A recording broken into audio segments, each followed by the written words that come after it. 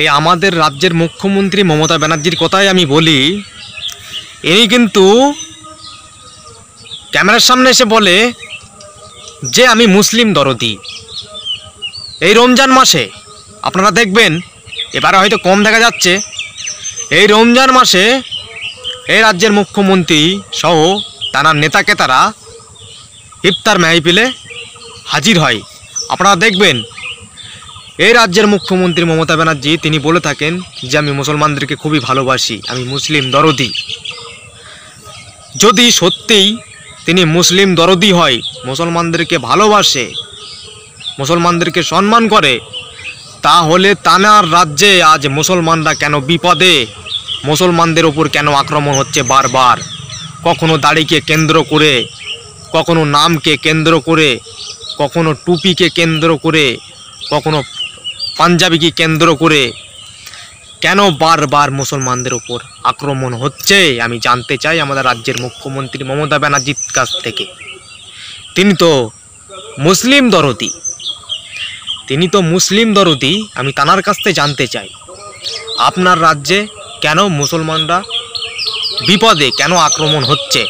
আমি জানতে চাই আপনার কাছে, আর কিছু জানতে চাই না। আমি জানতে চাই এটুকু আপনার কাছে, কেন মুসলমানরা আপনার রাজ্যে বিপদে? আপনি তো মুসলিম দরদি, আপনি তো মুসলমানদেরকে খুবই ভালোবাসেন, আপনি তো নিজেই বলেন যে আমি মুসলমানদেরকে খুবই ভালোবাসি। কখনো মসজিদে বসে আছেন আপনি মাথায় ঘোমটা দিয়ে, কখনো ইফতার মাহফিলে বসে আছেন মাথায় ঘোমটা দিয়ে। হ্যাঁ, আপনি মুসলিম দরদি মানছি, তাহলে আপনার রাজ্যে কেন মুসলমানরা বিপদে? আমি জানতে চাই আপনার কাছে। এর জবাব কিন্তু আপনাকে দিতে হবে, নাহলে আগামী দিনে আপনি ভয়ঙ্কর বিপদে পড়বেন। আগামী দিনে আপনি ভয়ঙ্কর বিপদে পড়বেন। জবাব চাই আপনার কাছে, জবাব কিন্তু এর জবাব দিতে হবে। আর ওই মহিলাটির সাজা কিন্তু চাই। যেভাবে ওই বয়স্ক মানুষটাকে চড় থাপ্পড় মারা মেরেছে, যেভাবে এই রমজান মাসে তাকে গালিগালাজ করেছে, জানি না হয়তো ওই বয়স্ক মানুষটা রোজাও থাকতে পারে, যেভাবে তাকে মারধর করেছে, যেভাবে গালিগালাজ করা হয়েছে, ওই মহিলাটার অবিলম্বে সাজা চাই। আর আপনার কাছে একটাই কথা জানতে চাই, রাজ্যের মুখ্যমন্ত্রী মমতা ব্যানার্জি, আপনি মুসলিম দরদি মেনে নিলাম, তাহলে আপনার রাজ্যে কেন মুসলমানরা বিপদে, কেন আক্রমণ হচ্ছে, এটুকু জানতে চাই। দর্শক, এই বলে আমার বক্তব্যটা জায়গায় শেষ করলাম।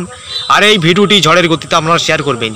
যত বেশি শেয়ার করবেন এই ভিডিওটি হয়তো যেতে পারে ওই মুখ্যমন্ত্রী মমতা ব্যানার্জির কাছে। আপনাদের কাছে এটুকুই অনুরোধ রইল, এই ভিডিওটি শেয়ার করে দেবেন। দর্শক, এই বলে আমার বক্তব্যটা জায়গায় শেষ করলাম। ভিডিওটি ভালো লাগলে অবশ্যই একটি লাইক দিয়ে ভিডিওটি বন্ধুদের শেয়ার করে দেবেন। আর আমাদের ইউটিউব চ্যানেলে নতুন এসে থাকলে অবশ্যই চ্যানেলটিকে সাবস্ক্রাইব করে পাশে থাকবেন।